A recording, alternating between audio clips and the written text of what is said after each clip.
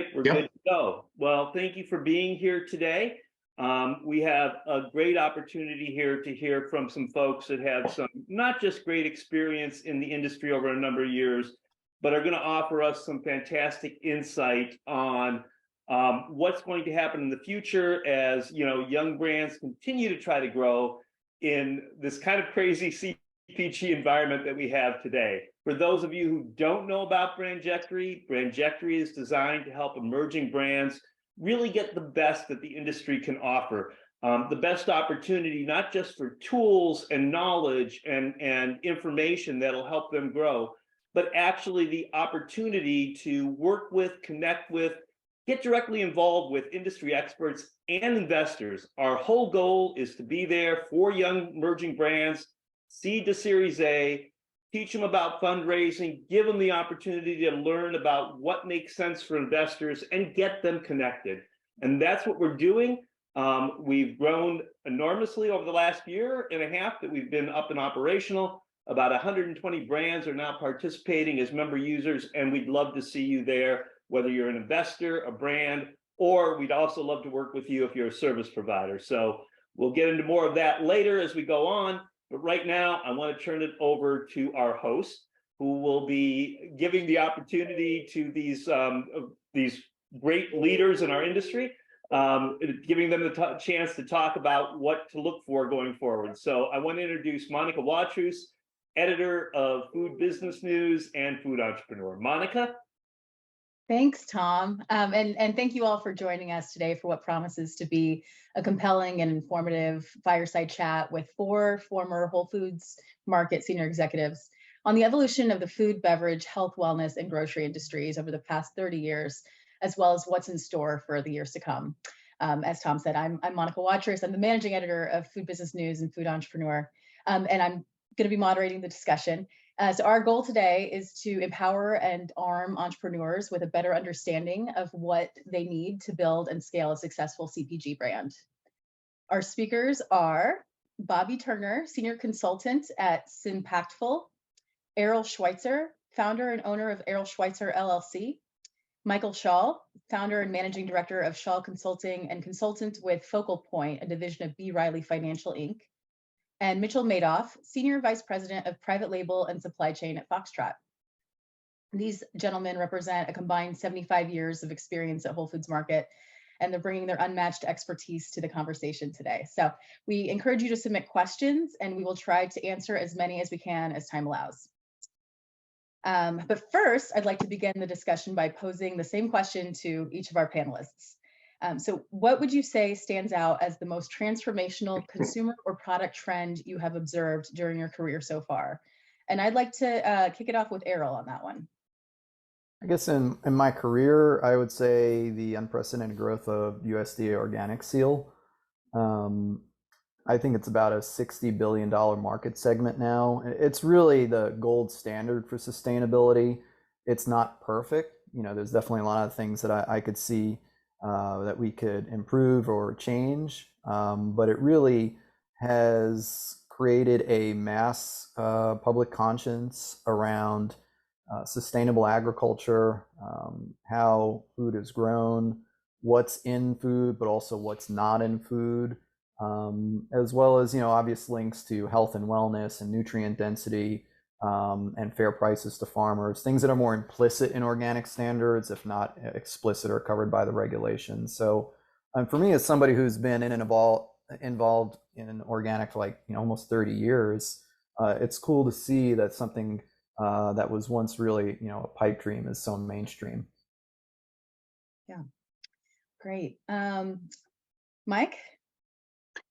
Well, I tend to agree with Errol, and I think I want to take a little different approach in that I agree that USDA organic and a lot of work that Errol and his colleagues we did back at Whole Foods in the day to bring non-GMO certification and organic to the forefront. But I think the most recent sort of sea change is what I would loosely call the internet or the IoT. So what that's done is it's taken that message, whether it's organic or whether it's product or whether it's reaching consumers with new channels, and it's created an opportunity to really explode CPG food and beverage to a point where 10 years ago, we were all likely and largely dependent upon brick and mortar. So I think that the IoT or direct to consumer, however you position the ability for consumers to interact directly with brands, coupled with the standards that Errol and his team at Whole Foods Market early on started, have really become a major sea change in our industry. Absolutely. It looks like Mitch is just joining. I don't know if, and I don't see Bobby, so I don't know if we had a little bit of, There oh, he here is. he is. Okay, good deal. We all made it. My plane was a bit delayed, so I Okay, should have. well, we're glad you're here.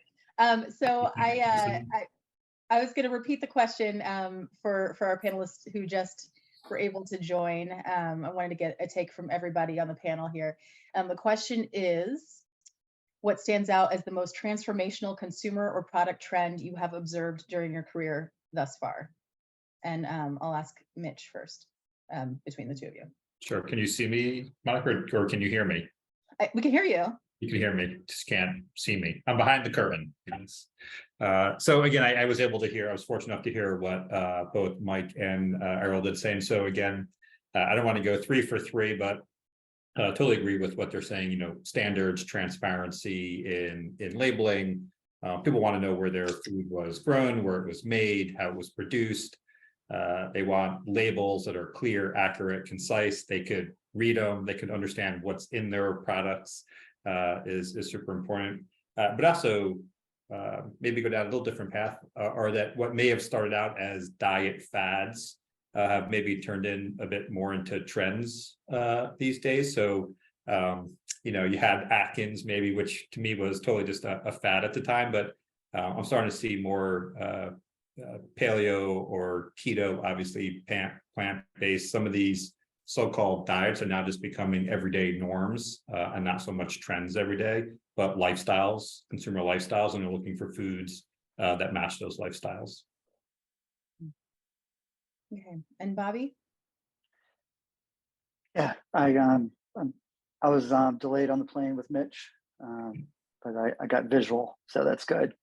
Yeah, I would say, as the evolution, I think, Project Non-GMO, was a huge one after, certification of organic. But, I would say where brands have really been successful is around, taking, the mission of their company and finding the right certifications, to create value and mission and purpose around the ethos of their brand.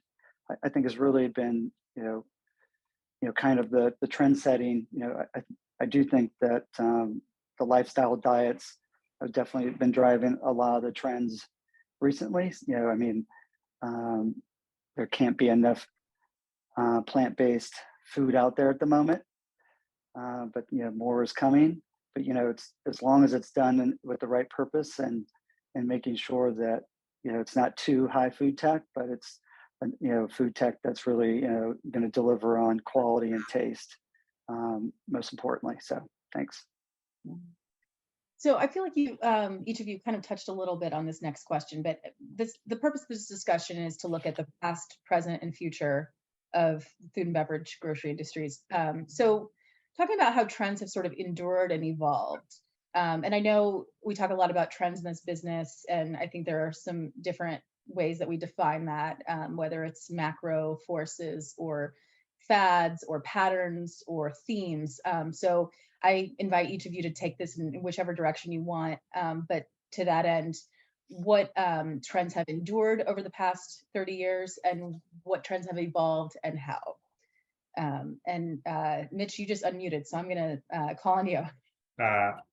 Thanks, Maria. I think you might want to swing to someone else first, as I was going through the space vortex there. I didn't hear the question until I got on. So Got it. I'll catch up quick. I'm good at catching up really quick. So if someone else wants to take that, I'll be able to hear what the question Well, was. we're glad to see your face. Yes, I do exist. I really do exist. Okay, well, who wants to take a shot at it, Mike? Yeah, I'll take a swing at it. So, one thing that never changes is flavor. And I know that sounds pretty benign, and but the reality is consumers buy food products and beverages because they taste good. There are some exceptions. So I think that one of the trends that we've seen in the past is the refinement of flavors and the ability for more technology in natural flavors to emerge to the point where we're getting more globalization of flavors as opposed to strawberry, vanilla, and chocolate. So I think that's a trend that's just going to continue forever because that's the way consumers buy. And also I think that meal occasions over the last 3 decades have changed dramatically, obviously with the demographic, with size of household, and most importantly, I think with the so the magnification, if you will, of the pandemic, where people began to change the way they eat, what their eating occasions were, which really have created a lot of opportunities for new product development, because it used to be back in the day, breakfast, lunch, and dinner, and snack. Well, nobody sits down for a family dinner anymore. If they do, each of the family members is eating something different. There's always a vegan teenager at the table and somebody that's a carnivore. So I think the combination of global flavors and meal occasions are trends that have been and continue to endure. Okay. And what they say, it's like the trifecta is taste, price, convenience. Those are the 3 top purchase drivers. Is that still the case? Yeah, absolutely. And the question is, what is convenience, right? Whether it's a meal that pops in the microwave in 90 seconds, or whether you pour boiling water, or you open up a bag and it's thermally processed and creates its own heat generation. So we've seen everything, I think, come and go, and those are things that my belief are going to continue to evolve with packaging technology and with flavor technology specifically. Sure. Cool. Errol, did you have any thoughts on that question?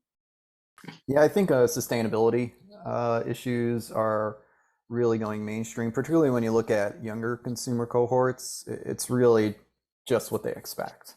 I think for folks, mine and Mitch's and Bobby's age, like, it was definitely something that, we had to push for. It was, a trend that took some work to establish. You had to really, pull all the stops with marketing and promotions and category management to justify, and find the consumer base for that. But it's flipped now, where younger consumers in particular expect brands to have, true sustainability programs, whether it's, somewhat, very mainstream things like ESG or B Corp, or various ethical, transparent sourcing. Like, one of the most effective ones would be like Fair Food Program, the Coalition of Immokalee Workers, or various other, fair trade, ethical sourcing.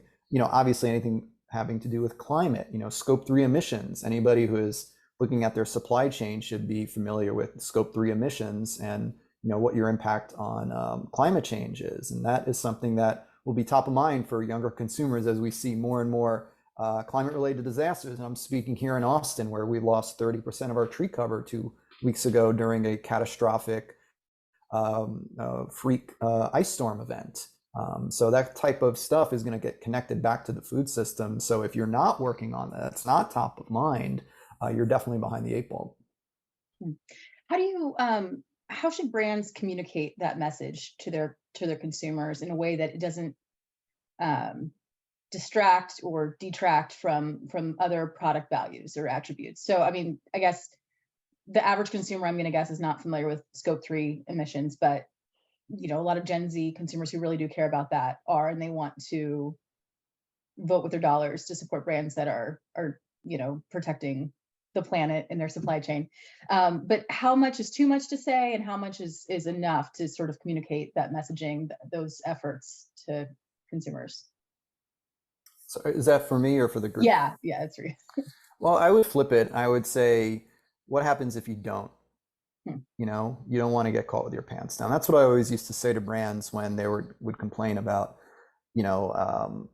sort of fair labor or fair trade certification being an additional expense. It's like, yeah, well, do you want to be the next human trafficking retailer? These tomatoes that were part of this human trafficking ring in Florida are now being traced back up to Kroger and Schnucks. So you can either do the work up front and ensure that you don't have those practices in your supply chain, or you could be the recipient of really bad PR where you have literal slavery in your supply chain. And it's the same thing, I think, with climate. So I think do the work up front, and then, the rest is a bit easier, and obviously there's a lot of great marketers who are much more talented than me than figuring out how to communicate that. Yeah, I was gonna jump in. I think, Earl, that's a great point. Plus, I think now we have consumers who themselves are educated. They read labels, and they're intrigued and they want to learn more. So again, I'm not a marketer either, but you can certainly put in, a hey, learn more about X on your label as a QR code, or get educated about Y. You could put a quick claim or a quick disclaimer on there for someone to go out and actually educate themselves and learn more about the products that they're purchasing. Yeah. Mitch, while you're on the mic, do you have any other thoughts or other trends that have endured or evolved in interesting ways that you've seen in your career? Yeah, I would say something I mentioned before is that I think certain fads or diets that started out, as a fad have now become a trend or an established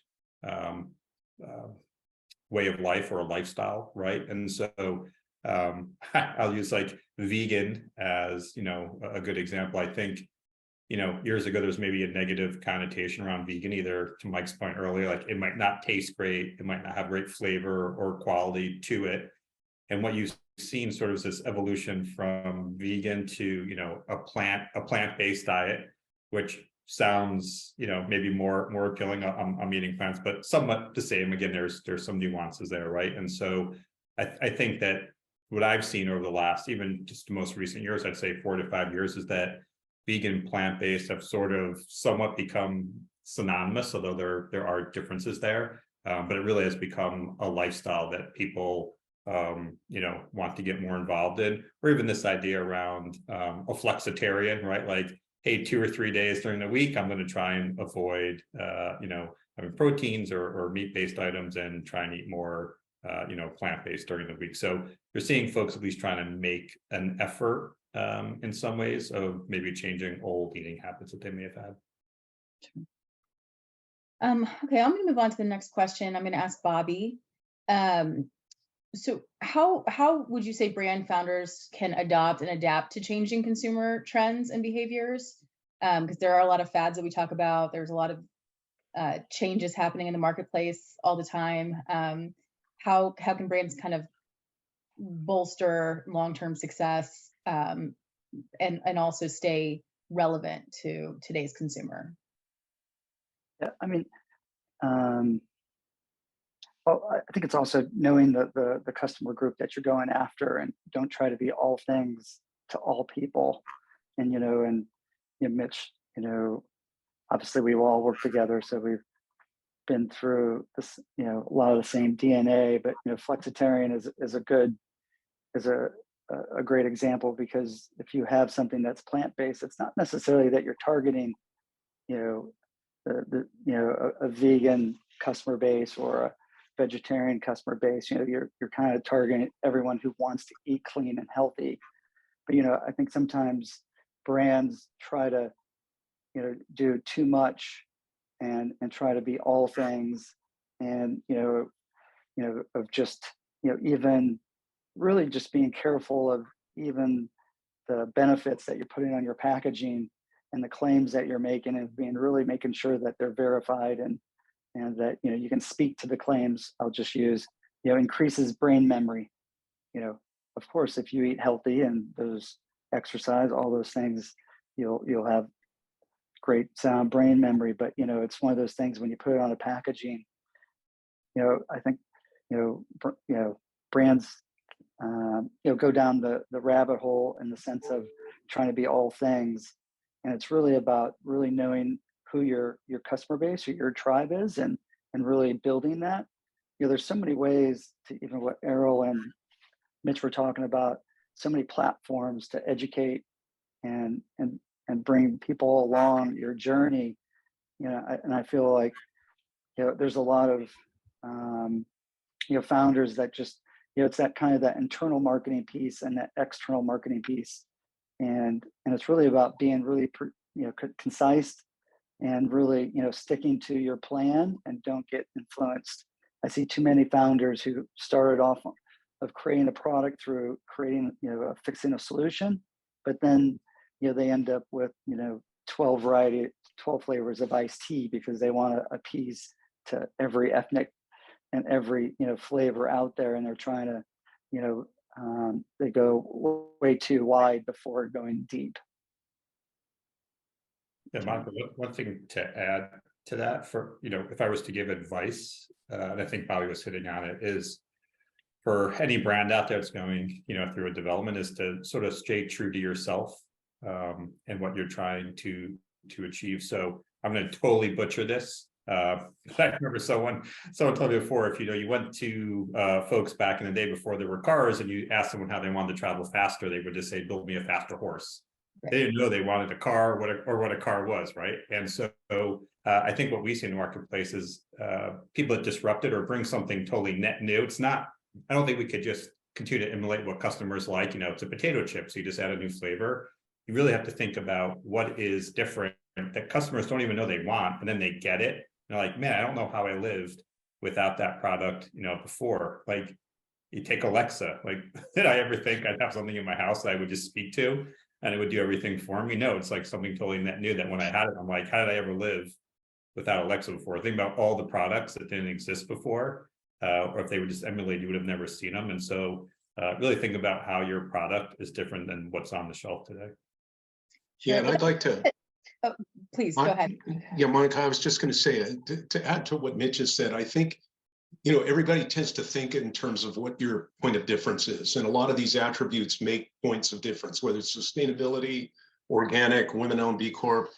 The other thing to keep in mind, I think, for brands that are marketing flavors and or anything that is of appeal to consumers, in addition to point of difference, what's your point of preference? Why do people prefer to choose your brand? And to Errol's point, or Bobby, or any of us here, we're looking at the way people think and act and engage with a brand. I call it brand ethos. So for those brands that are meaningful, whether it meaningful means sustainable or regenerative agriculture or any various attributes, it's important to have that connection. And that's where I see the point of difference and point of preference becoming more important for brand owners today. So this is another way of saying what Mitch said. It's like, some people don't really know what they want until they feel it and see it in a brand. Sure, that's a good point. Errol, I'm going to ask you this next question. How has the retail landscape evolved, and how has the go-to-market playbook evolved for emerging brands? I want to just talk about the elephant in the room real quick here. It's the Whole Foods that was no longer is, and you just should accept as a brand there is a Whole Foods and there's opportunities there, but not fetishize. I think there is a mythology around the Whole Foods that may have been better at supporting emerging brands. It was part of our strategy. It was my core strategy. I led the grocery division 2009 through 2016. It was something I know Mitch put a lot of work into, even with his store brands, and Bobby was a regional vice president. We all were aligned on that. Whole Foods has different priorities now. They do have foragers, although not as many as they used to. I think they laid some off. They've centralized purchasing into Austin, just like just about every other retailer. So it just actually makes them more the norm than the exception. And it's important to know that even back then, we used to get tons of complaints from suppliers about how difficult we were to work with. I remember having to field annual conferences with suppliers. So I just wanted to put that out there, that there's going to be challenges wherever you go. But I think you should first look at, where your customer shops, who you're trying to reach. You should look at your geography. When I have worked with brands, we've always looked at a inward outward approach, concentric circles to really fill out density closer into where you get started. But then also I've worked with brands that have done a leapfrog approach with different unified DCs, depending on which retailers, or KE DCs too. in terms of which retailers are interested. So what I'm really trying to say here is there is no real playbook. There is no roadmap. You have to figure it out based on where your customers are, who's buying your product, and where you want to be at retail. Yeah. Well, it's interesting because I feel like there was a playbook before, right? Like maybe a lot of these brands started out in their local farmers market and then they went to their local Whole Foods, let's say, and then kind of just spread out nationally. But there seems to be a lot more, I guess, various approaches now. Well, keep in mind that if you're talking about like 2010 to 2015, things were a lot less mainstream than they are now. That we're talking about these trends are pretty ubiquitous, particularly at a generational level. So there may have been more of a niche, particularly if you're looking at a natural specialty channel. But I'm going to keep emphasizing that playbook was possible because of the personnel involved in leadership, particularly at Whole Foods or some of these other chains.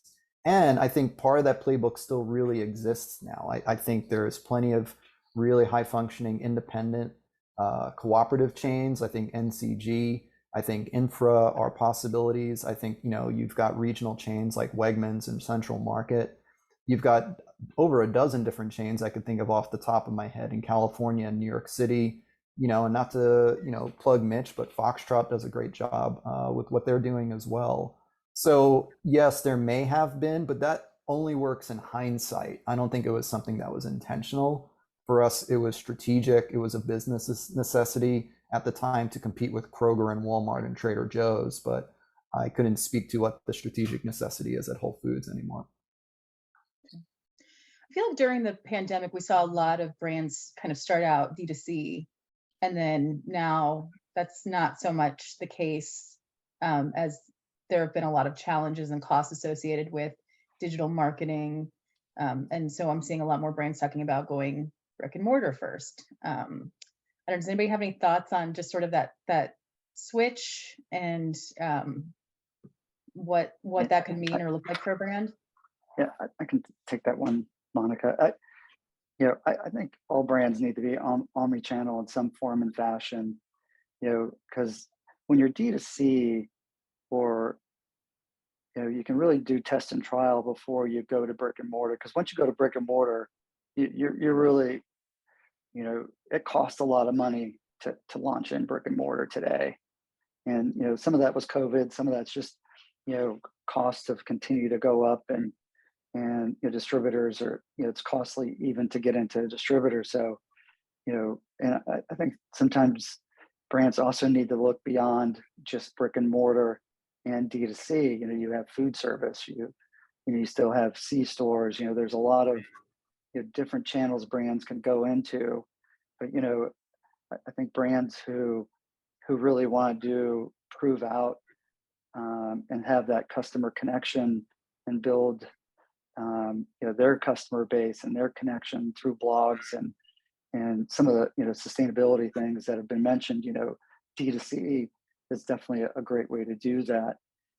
Is it more expensive than brick and mortar? I think that debate's out there, but I do feel that you have that direct line with your customer, because once you go to the retail shelf, you lose that, and you don't have that, and all you're doing is really, unless you're doing demos on an ongoing basis, you don't really get that feedback from the buyers anymore.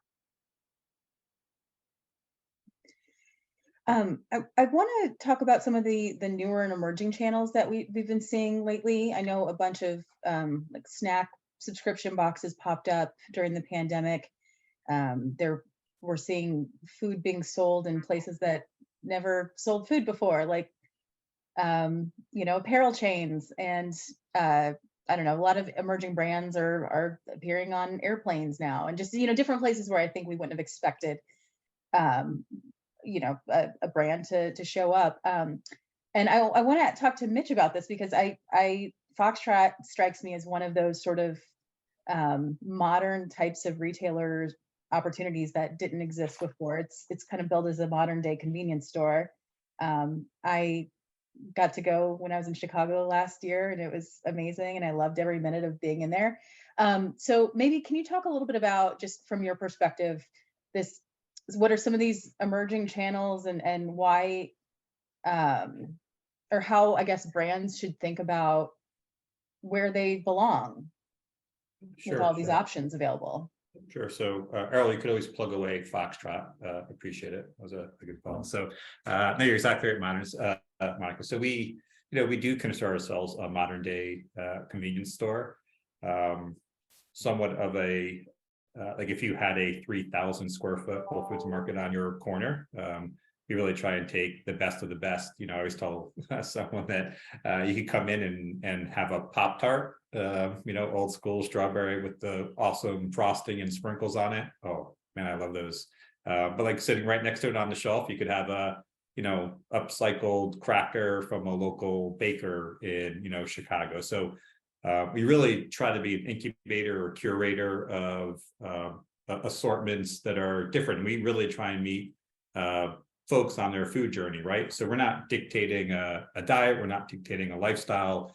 What we really try and do is bring people everyday joy by the products that we carry on our shelves.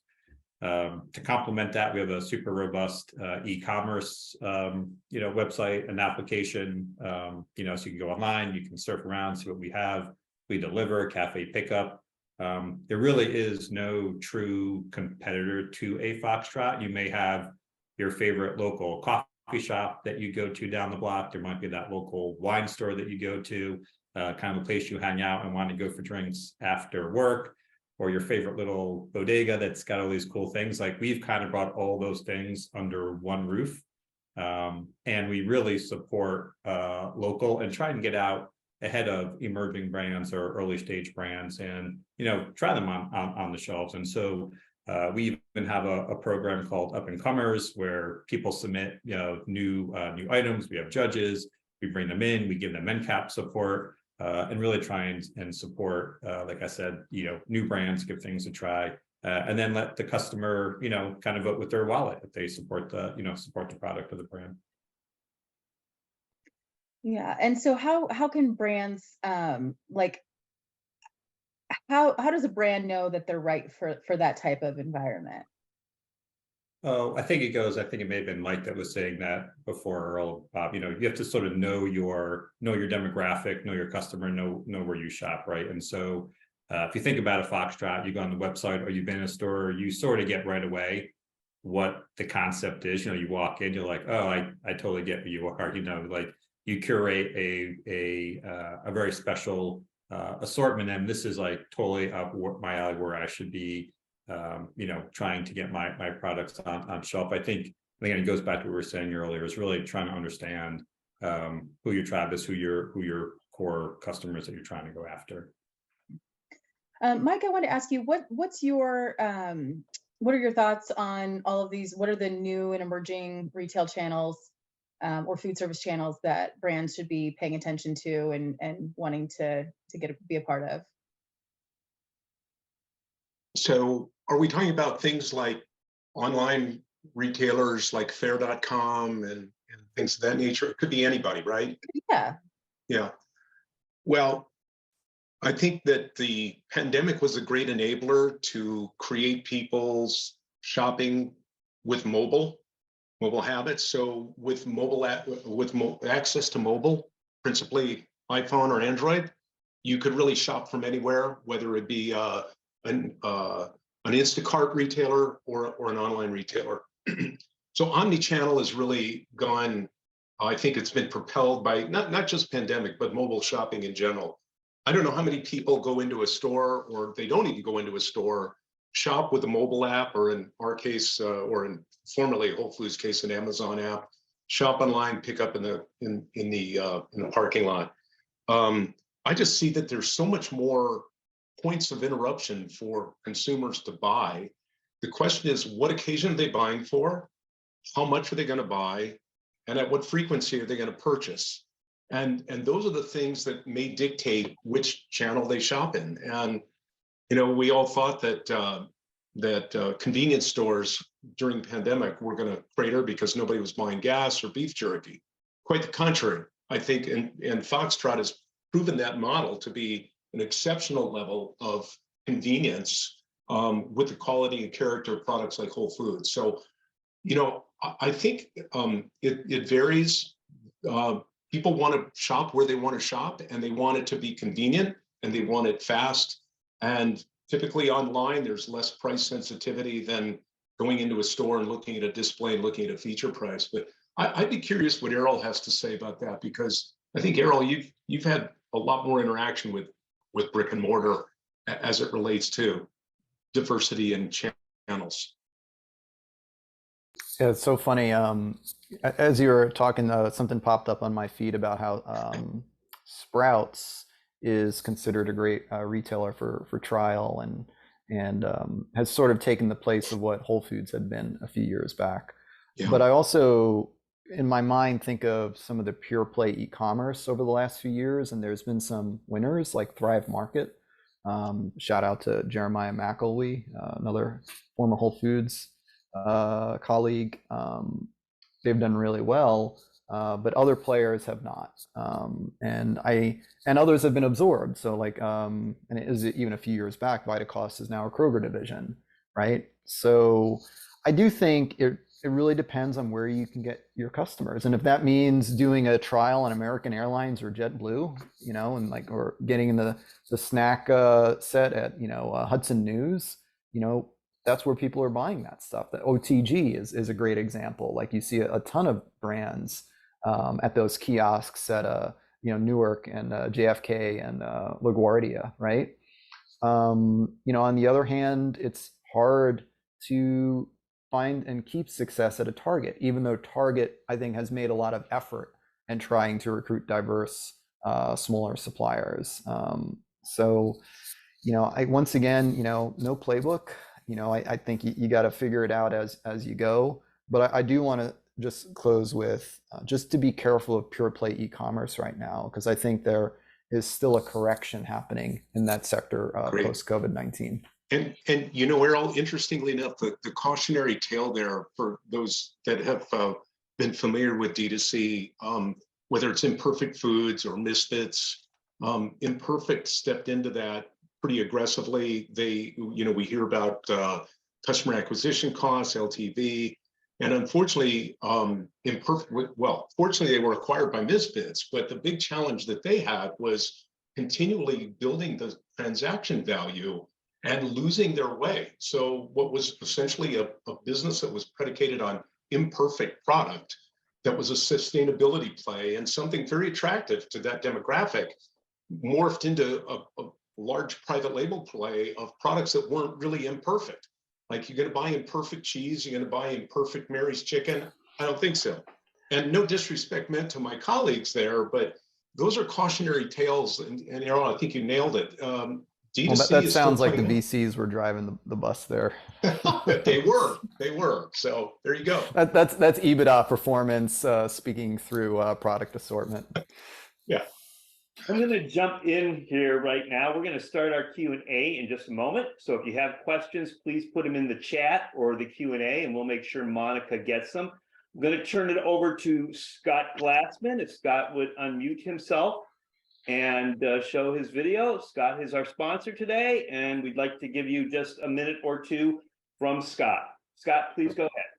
Yep. Thanks, Tom. Black & Gops is thrilled to sponsor today's Fireside Chat with this esteemed group of CPG thought leaders. This is great insight into all aspects of building a brand and the evolving CPG landscape, which is fantastic, especially for emerging brands.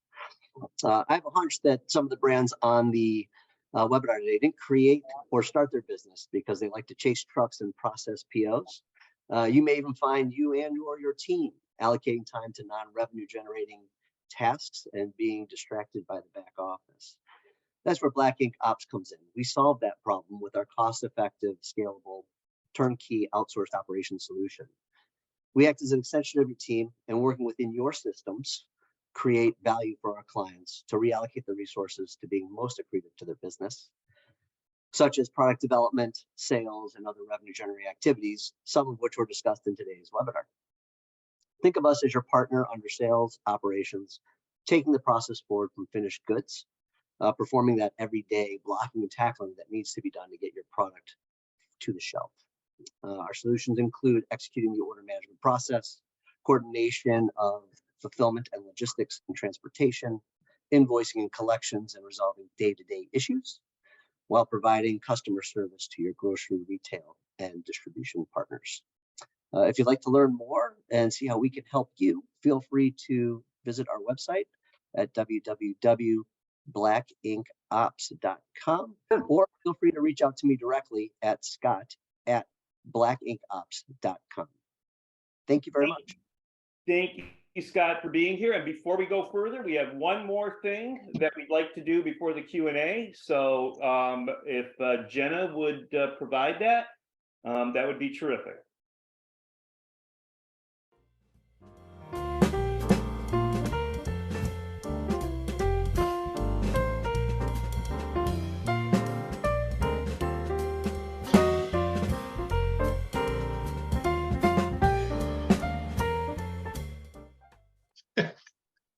Thank you for being here today, Monica, on your birthday. Happy birthday. And now I will turn it over to you for the Q&A. Oh, thank you so much. That was really sweet.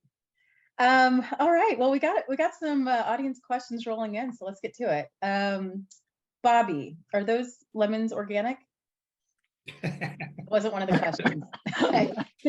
No, but I will serve this one up to you first. Are you seeing health-minded customers differentiating between highly processed ingredients versus less processed? For example, collagen powder versus liquid bone broth, which is trending more, I guess. I would say, always less processed is the way to go. And, I think I alluded to earlier just around food tech and it needs to be to the closest to the purest form as possible. And that's where things will win, in my opinion. And, the health conscious, customers willing to also pay a premium for what they want. But it goes back to, taste, price, and convenience to what Mike said earlier. You always got to make sure that it hits those marks. Definitely.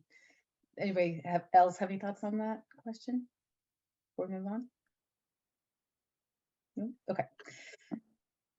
All right, next question, Mike. I'm going to toss this one to you. As a younger, smaller company, actually, this might be more, well, I want to hear from you and Errol on this one. As a younger, smaller company, would love to hear pros and cons on working with a regional distributor to begin with versus a national distributor like KeHE or Unified. Well, we all, Errol, that smile says it all. I used to say in the land of the blind, the one-eyed man is king. And in a really challenging environment with supply chain the way it is today, emerging brands have their work cut out for them. To Errol's point, if you're going to go brick and mortar, you've really got to have some wherewithal, financial wherewithal. You've got to stay focused. And unfortunately, the bigger players in this, and I know Bobby, Errol, and Mitch have all dealt with this literally at point of impact. It's hard for them to focus. What I would strongly suggest is, as everybody said here, is focus on a retailer, focus on a specific market, know who your consumer is, and seek out perhaps a local form of distribution. It may not be the perfect distribution system, but it's certainly one that will cater to that retailer. We see 20, 30, 50 store chains with what I call strategic secondaries that are not the Unifies and the KeHEs. And the Unifies and KeHEs for larger brands, that's what the mode of operation is today. We're seeing startups like, not startup, 5-year-old startup called Pod Foods, for example, that has an entirely different model that caters to emerging and new brands at a similar cost structure to traditional retailers, but far less headaches. So I think there's a lot of different solutions out there, depending on where you are in the country, what retailer you want to focus on, assuming you want to bring in brick and mortar.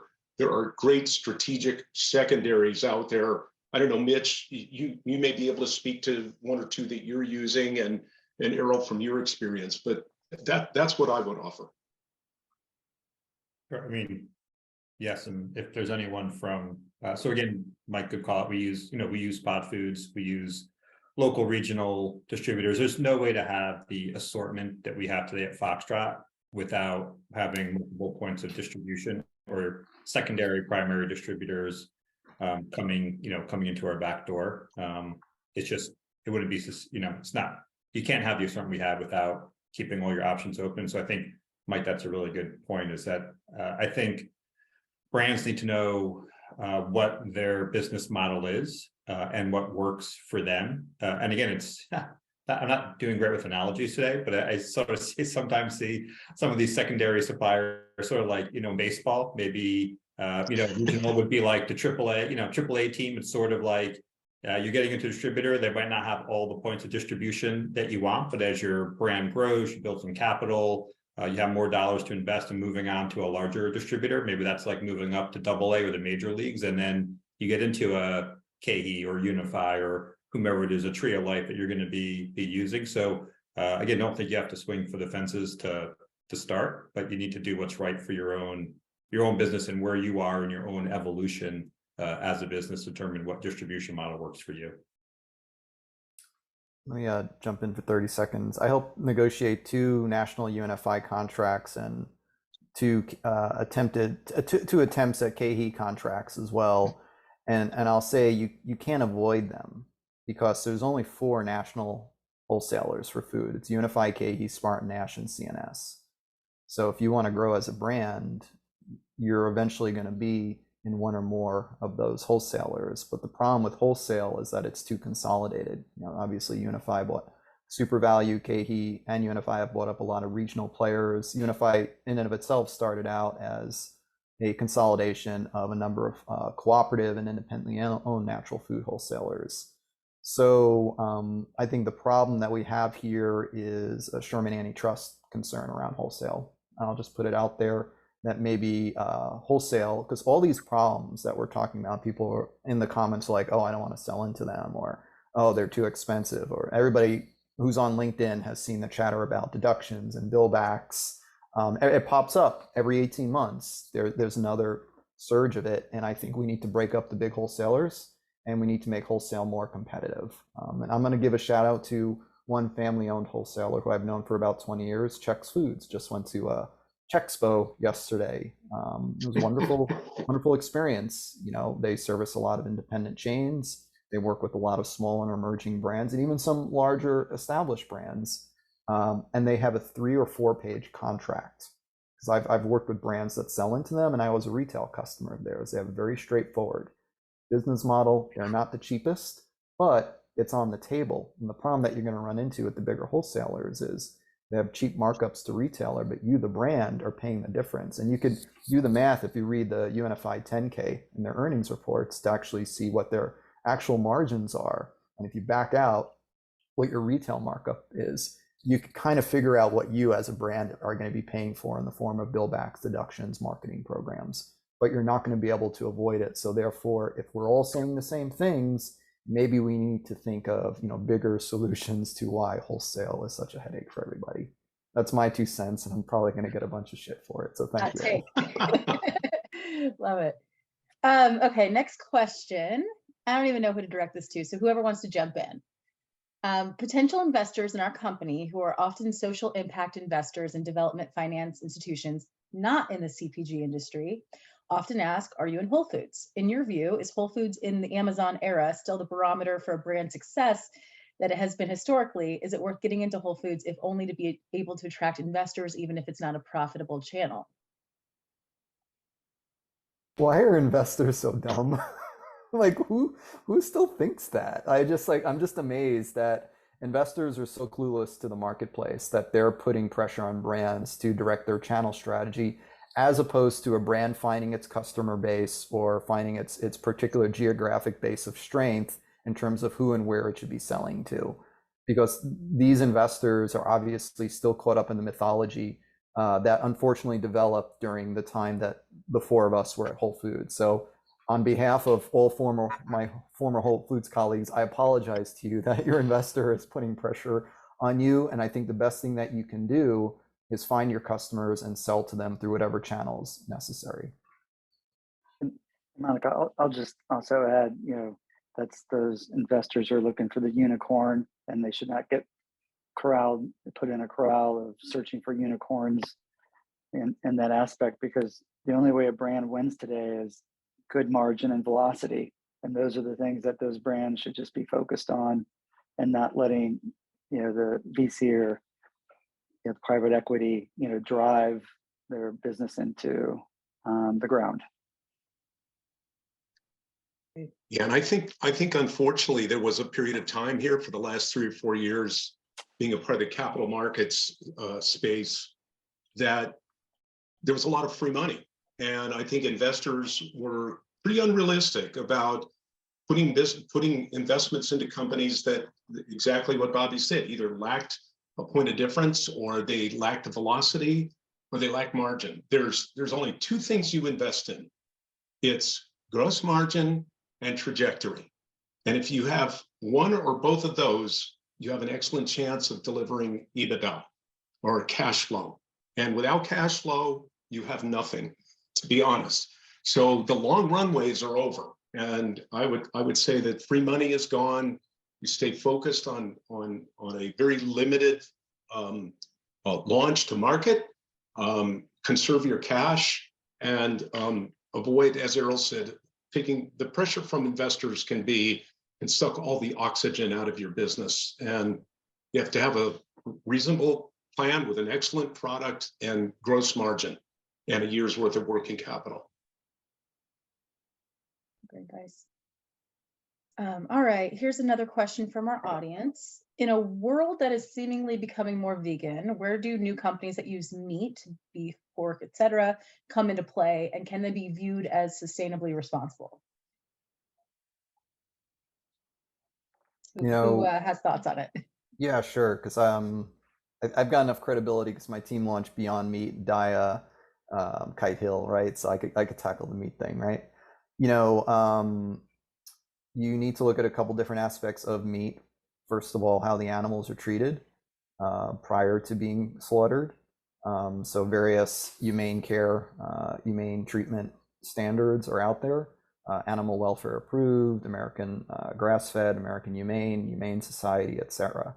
You need to look at how the workers were treated. There's actually pending, legislation to protect meat plant workers, because there's meat plant workers who died in the highest numbers during COVID-19, and hundreds of thousands of infections.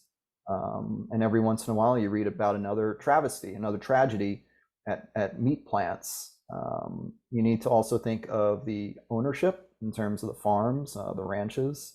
Whether you're sourcing just from larger suppliers. There's a tremendous consolidation in meat. Essentially 4 or 5 companies own like 80% of market share in meat. Are you just sourcing from that supply chain, or are you sourcing from independent ranchers, family-run farms, diverse owned ranchers, etc.?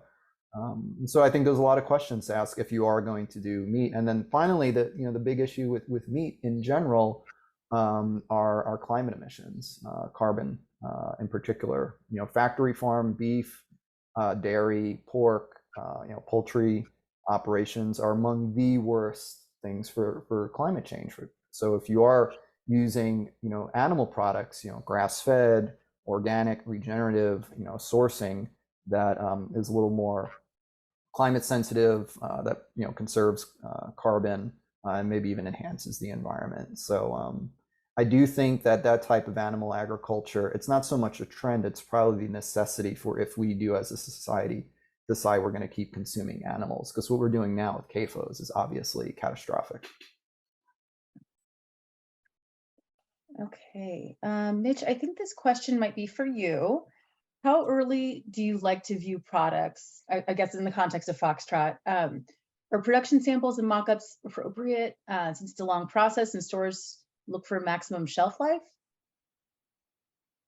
For me, I could sort of answer, at least within the life cycle of a product development, how soon. So for me, and I don't know how the rest of the group feels, but it's never too soon. I'm always happy to also get feedback, right? Whether it's the packaging, how it's positioned, nutritionals. I typically, when I get a product, the first thing I'll do as I'll read the ingredients, I'll read nutritionals on it, and be able to just even before I even taste it, they'll say, hey, this is high in sodium, or calories, fat content. It's got ingredients that I can't pronounce, I can't spell. Maybe we want to look at the the label that we're producing, and then I'll taste it and give feedback. So for us, or for my own sort of have operated, is I'm happy to look at a product within any stage of development and give feedback. And again, it's a sample size of one. And so, what I may be looking at would be different than what Mike and Bobby or Errol would give feedback on or think about. But I don't have a set, it should be an X stage ready for production before I'm seeing it. Yeah, I was actually at a meeting this morning with a retailer and literally received the first production samples, Mitch, overnight, and they were pretty amazing. But that's like right off the production line, first samples. So I think for most retailers, everybody wants to get a peek and have sort of first right of refusal when it comes to products. So I've seen everything from finished packaging, as you guys know, and Bobby, how many times have we looked at products that have been pulled out of a baggie, not with your current gig, but previous lifetime, with products that are production samples. So I think it gets back to what's the point of difference? What's the point of preference? Are the products natural and clean, and an ingredient deck that's less than probably 6 or 8 items and at least single syllable words.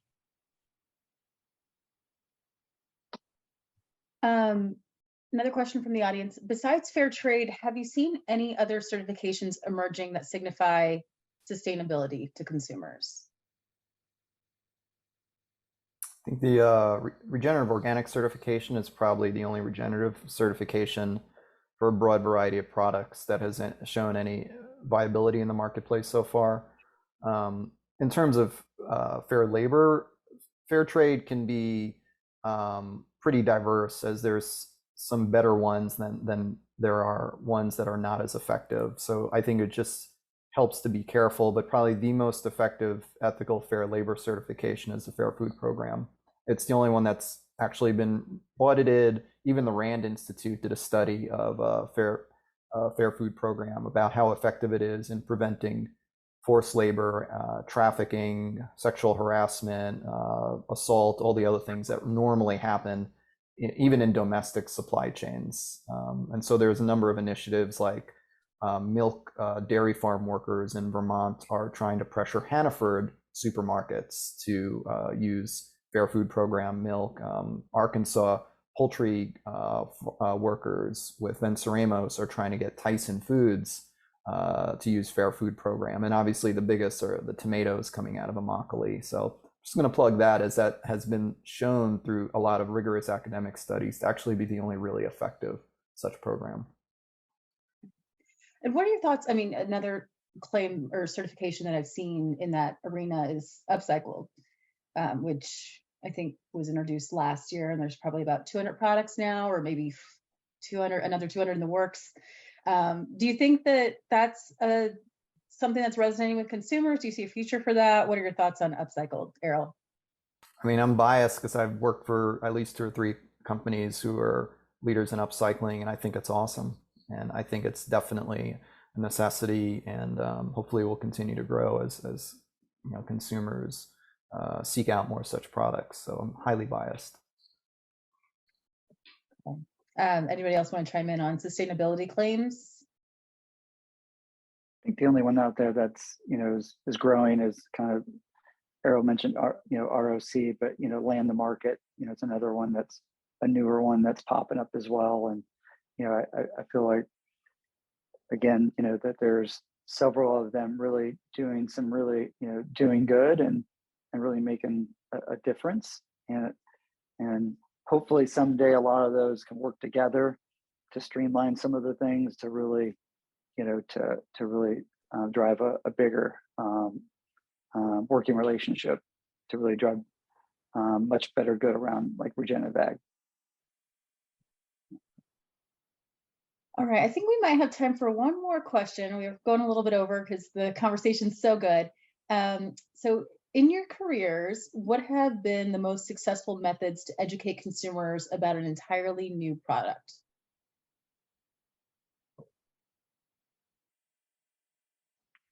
Not all at once. That's a tough one because Yeah, you I think mean, about the beginning. There wasn't social media if you go back that far. But I think there's an aspect of there's so many organizations to be part of, and so much support and resources out there. Even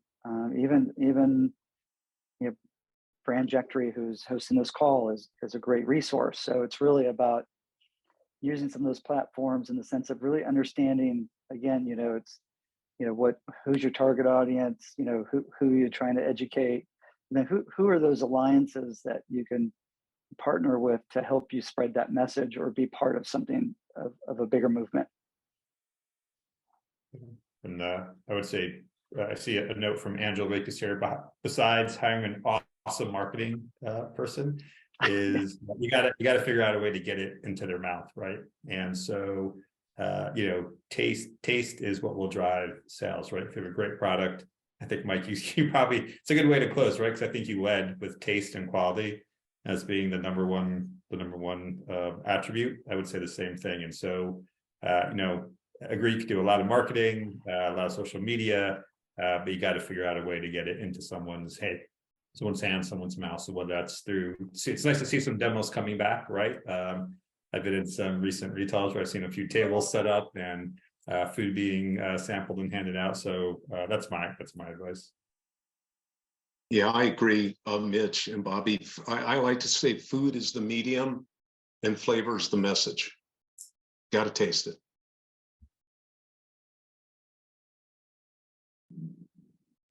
All right, everyone. Thank you. We went a little over here. Thank you so much for being here today. I want to thank everyone today for being here. First to Scott Glassman, our sponsor, Black Geek Ops. Reach out to Scott if you have questions about how he can help you. To our speakers, Michael Shaw, Errol Schweitzer, Mitch Madoff, Bobby Turner, thank you for being here today. And thank you, Monica, for joining us on your birthday. We really appreciate it. Hopefully the happy birthday wishes will roll in on LinkedIn after this.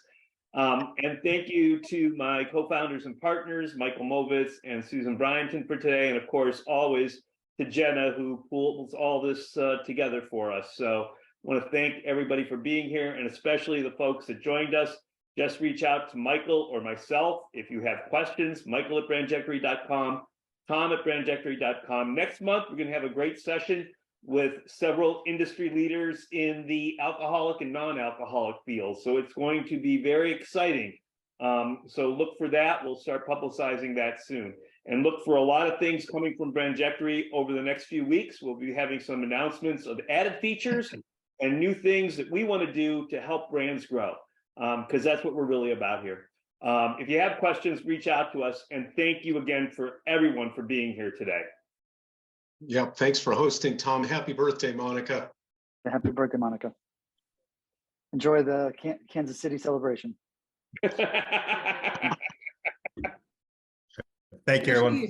Thank you, guys. Thank you, everyone. Thanks for being here.